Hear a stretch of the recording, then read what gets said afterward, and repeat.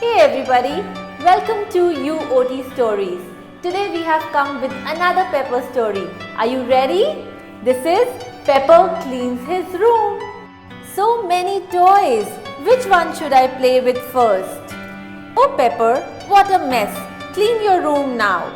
First I'll play, then I'll clean. Ding dong. Pepper, at least open the door.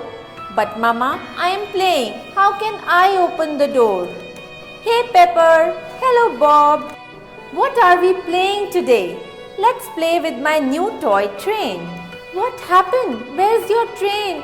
I can't find it. I kept it here. Okay, give me a minute. Leave it, Pepper. Let's play outside in the garden. Where have I kept my sports shoes? Is it under the table? Ouch! I can't even find my socks. So what? I'll take another pair from the cupboard. Okay, but hurry. Ah, Mama! Oh dear, didn't I tell you to clean your room? Sorry, I promised to keep my room tidy now onwards. So my dear friends, don't forget to help your mamas and keep your room tidy and clean. Bye-bye.